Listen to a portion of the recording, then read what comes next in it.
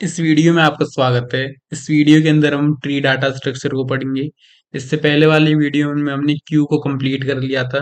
तो अगर आपने वो वीडियोस नहीं देखे हैं तो डिस्क्रिप्शन बॉक्स में आपको लिंक मिल जाएगा। तो इस वीडियो में हम ट्री डाटा स्ट्रक्चर और उसकी कुछ टर्मिनोलॉजीज को देखेंगे। तो चलिए इस वीडियो को शुरू करते हैं। तो अब तक हमने जितने भी डाटा स्ट्रक्चर पढ़े हैं तो वो सभी data structure linear data structure थे।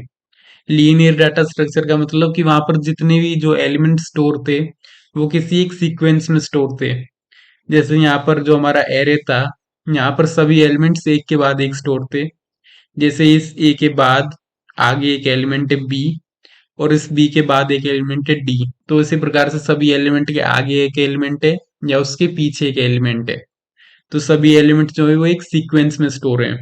और उसी प्रकार से अगर हम लिंक लिस्ट को देखें तो लिंक लिस्ट भी हमारी लीनियर डाटा स्ट्रक्चर थी।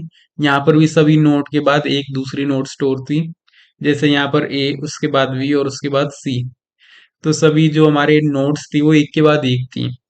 लेकिन जो हमारे नॉन लीनियर डाटा स्ट्रक्चर होते हैं यहाँ पर ऐसा नहीं होता।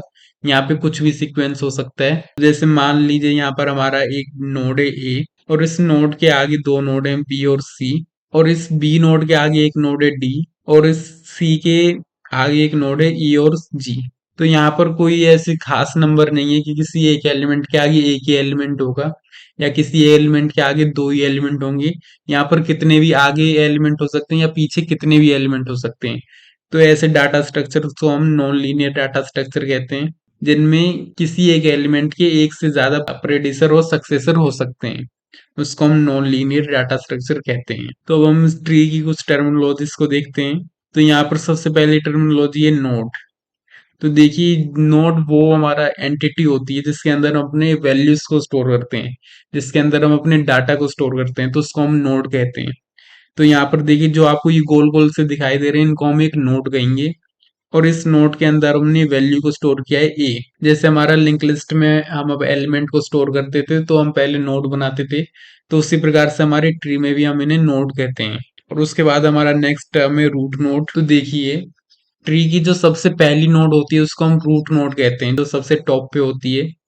तो यहाँ पर जैसे ये ए नोड है तो इसको हम रूट नोड कहेंगे, क्योंकि ये जो हमारी टॉप मोस्ट नोड है ये हमारी सबसे पहली नोड है।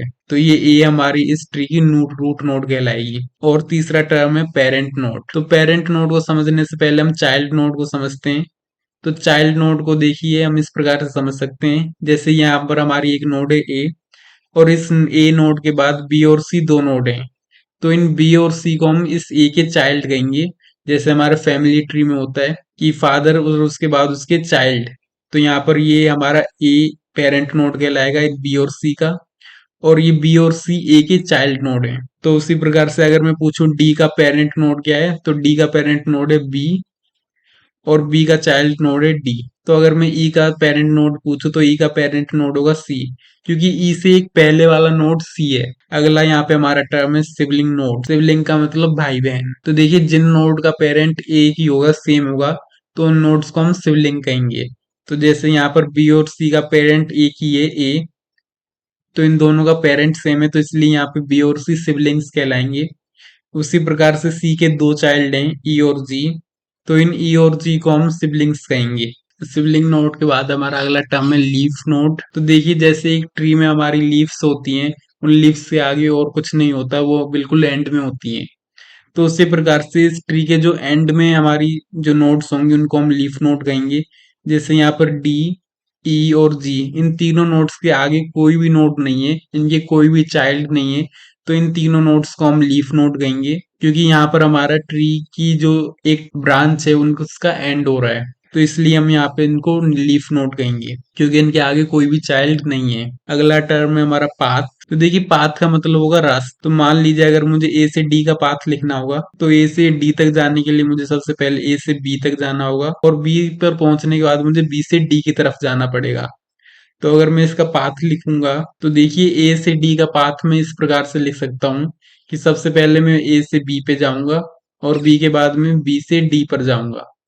तो इस प्रकार से हम पाथ को डिफाइन कर सकते हैं। ये किसी एक नोड से दूसरे नोड तक जाने का रास्ता होगा। और उसके बाद अगला टर्म है हमारा लेवल। तो इस लेवल को डिफाइन करने से पहले मैं एक बात और बता दूं कि ये जो बीच में आपको ये लाइंस दिख रही हैं, जो आपको कनेक्शन की ये लिंक दिख रहे हैं, इनको हम एज कहते हैं। ये सारी लाइंस एज कहलाएंगी, जो दोनों नोड्स को आपस में जोड़ती हैं। तो देखिए, लेवल का मतलब होगा कि रूट नोड से किसी नोड का डिस्टेंस कितना है।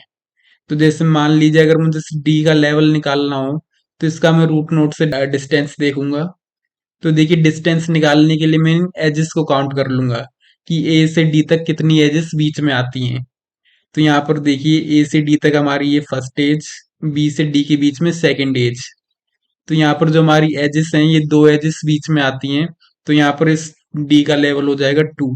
तो जैसे अगर मैं इस बी का लेवल देखूं, तो इस बी का लेवल होगा 1, क्योंकि ए और बी के बीच में एक ही एज है। और अगर मैं रूट का लेवल देखूं, तो इस रूट का लेवल होगा 0, क्योंकि रूट का खुद से डिस्टेंस 0 ही होगा। तो डिस्टेंस को काउंट करने के लिए मैं नंबर ऑफ एजेस को काउंट करूंगा रूट से। तो मान लीजिए अगर मुझे जी का लेवल निकालना होगा, तो इसके लिए मैं एजेस गिनूंगा 1 और ये 2। जी का जो लेवल है वो होगा 2। तो ये हमें रूट नोड से डिस्टेंस को गिनना है, तो इसको हम लेवल कहते हैं। और उसके बाद अगला टर्म है हमारा डिग्री। तो देखिए, डिग्री का मतलब होता है नंबर ऑफ चाइल्ड, कि किसी एलिमेंट के जितने चाइल्ड होंगे उसको हम कह देंगे ये उस एलिमेंट उस नोड की डिग्री है। तो जैसे मान लीजिए यहाँ पर ए के हमारे दो चाइल्ड हैं, बी और सी। तो हम यहाँ पर कहेंगे कि इस ए की 2 डिग्री है। तो हम यहाँ पर ए की 2 डिग्री कहेंगे, क्योंकि ए के 2 चाइल्ड हैं। तो डिग्री का मतलब नंबर ऑफ चाइल्ड। और अगला टर्म है हमारा हाइट, कि किसी ट्री की हाइट कितनी है। तो देखिए, किसी ट्री की हाइट कैलकुलेट करने के लिए हम रूट नोड से लेकर जो नोड सबसे लास्ट में होगी, जो नोड सबसे एंड में होगी, हम उस नोड का डिस्टेंस फाइंड करेंगे। तो जैसे मान लीजिए यहाँ पर सबसे लास्ट में डी, ई और जी ये तीनों नोड हैं। तो हम इन तीनों में से किसी एक नोड का डिस्टेंस ए से नाप लेंगे। तो देखिए, इसका डिस्टेंस हमने निकाला था पहले भी, तो इस ट्री की हाइट 2 हो जाएगी। और मान लीजिए यहाँ पर एक और नोड हमारा होता एफ, तो हमारी इस ट्री की हाइट 3 हो जाती, क्योंकि जो हमारा एफ नोड है वो इस ए से सबसे ज्यादा दूर है। तो जो नोड सबसे ज्यादा दूर होगा, हम उसका डिस्टेंस कैलकुलेट करेंगे रूट नोड से। और उसके बाद हमारा अगला टर्म है डेप्थ। तो हाइट और डेप्थ हमारे दोनों सेम टर्म है, इन दोनों का एक ही मतलब है। और उसके बाद हमारा लास्ट टर्म है सब ट्री। तो देखिए, यहाँ पर सब ट्री का मतलब है कि इस ट्री के अंदर अगर आपको और भी ट्री दिखाई देते हैं, तो इसको हम सब ट्री करेंगे। तो जैसे मान लीजिए, इस ए में काफी सारे सब ट्री हैं। ये पहला सब ट्री हो गया, और ये हमारा दूसरा सब ट्री हो गया। तो जो इस ट्री का जो छोटा पार्ट होगा, जो इसका हिस्सा होगा, उसको हम सब ट्री कहेंगे। तो जैसे यहाँ पर ये दोनों सब ट्री हैं, तो इस ए के मैं जितने भी हिस्से कर सकूं, तो उनको मैं सब ट्री कहूंगा। तो अब हम एक क्वेश्चन करके देखते हैं। तो देखिए, सबसे पहला क्वेश्चन है यहाँ पे, राइट द डिग्री ऑफ के, कि हमें के की डिग्री लिखनी है। तो यहाँ पर के नोड यहाँ पे ये दिया हुआ है। तो इस की डिग्री का मतलब होता है नंबर ऑफ चाइल्ड। तो यहाँ पर के 2 चाइल्ड हैं, वी और आर। तो यहाँ पर के की डिग्री हो जाएगी 2। तो इसका आंसर आएगा 2। उसके बाद अगला क्वेश्चन है, right the children of P, कि हमें पी के चिल्ड्रन लिखने हैं। तो देखिए, पी हमारा यहाँ पे है, तो हमें पी के चिल्ड्रन है के और एन। तो इसका आंसर होगा के एन। उसके बाद हमारा थर्ड क्वेश्चन है, what is the level of T. तो हमें टी का लेवल बताना है, हमें इस नोड का लेवल बताना है। तो हम लेवल निकालने के लिए नंबर ऑफ एजेस काउंट करेंगे रूट नोड से। तो यहाँ पर ये हमारा फर्स्ट एज है, और ये हमारा सेकंड एज है। तो इसका लेवल हो जाएगा 2। उसके बाद हमारा अगला क्वेश्चन है, what is the height of tree, इस ट्री की हाइट कितनी है। तो देखिए, हाइट निकालने के लिए जो नोड हमारा सबसे रूट नोड से दूर होगा, हम उसके डिस्टेंस को कैलकुलेट करेंगे। तो यहाँ पे जो सबसे दूर हैं वो हैं यू, वी और आर, ये तीनों नोड सबसे दूर हैं। तो इसका डिस्टेंस कैलकुलेट करने के लिए हम इन एजेस को काउंट करेंगे। तो ये हमारा फर्स्ट एज, ये सेकंड, और ये हमारा थर्ड। तो इसकी जो ट्री की हाइट होगी वो हो जाएगी 3। उसके बाद हमारा अगला क्वेश्चन है, right the leaf node of tree, कि इस ट्री की हमें लीफ नोड बतानी है। लीफ नोड का मतलब जिनके आगे कोई भी चाइल्ड ना हो।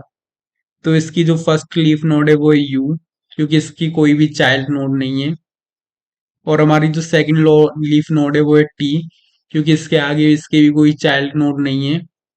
और हमारी थर्ड लीफ नोड है वी, क्योंकि इस वी के बाद भी कोई अगला नोड नहीं है। और उसके बाद आर और उसके बाद एन। तो ये पांचों हमारी लीफ नोड है। उसके बाद हमारा अगला क्वेश्चन है राइट द सिबलिंग ऑफ के, कि हमें के सिबलिंग लिखने हैं। के सिबलिंग का मतलब कि के का जो पेरेंट है उसकी हमें और चाइल्ड लिखने हैं। तो यहाँ पर के का पेरेंट है पी और पी का एक और चाइल्ड है एन। तो के का सिबलिंग हो जाएगा एन। तो ये के और एन आपस में सिबलिंग है, तो इसका आंसर आएगा एन। तो इस प्रकार से हम इन सभी टर्मिनोलॉजीज को आराम से समझेंगे। तो मैंने यहाँ पर एक क्वेश्चन आपके लिए भी लिखा है, इसका आंसर आपको डिस्क्रिप्शन बॉक्स में मिल जाएगा और आप इसको खुद सॉल्व करने का प्रयास करना। सॉल्व करने के बाद डिस्क्रिप्शन बॉक्स में से आप आंसर मैच कर लेना। उसके बाद हमारा अगला टर्म है बाइनरी ट्री। तो देखिए बाइनरी ट्री एक स्पेशल टाइप का ट्री होता है where degree of each node is less than 2। तो यहाँ पर जो एक नोड की डिग्री होती है वो 2 से कम होती है, तो ये हमें याद रखना है। यहाँ पर जो भी हमारी नोड की डिग्री होगी वो 2 या 2 से कम, तो वो 2 भी हो सकती है। यहाँ पे ये थोड़ा सा गलत लिख गया है। तो जैसे यहाँ पे एक एग्जांपल है बाइनरी ट्री का, तो यहाँ पे हमारा जो रूट नोड है वो है 10 और 10 के दो नोड हैं 17 और 20। इसके बाद इन सभी के दो दो नोड हैं। तो इस प्रकार से हमारा ये बाइनरी ट्री होता है। तो देखिए यहाँ पर जो भी नोड होंगे उनकी 2 या 2 से कम डिग्री होंगी, 1 भी हो सकती है, 0 भी हो सकती है या 2। उनकी 2 से ज्यादा चाइल्ड नोड नहीं हो सकते। डिग्री का मतलब होता है नंबर ऑफ चाइल्ड नोड। तो जो नंबर ऑफ चाइल्ड होंगे वो 2 या 2 से कम ही रहेंगे।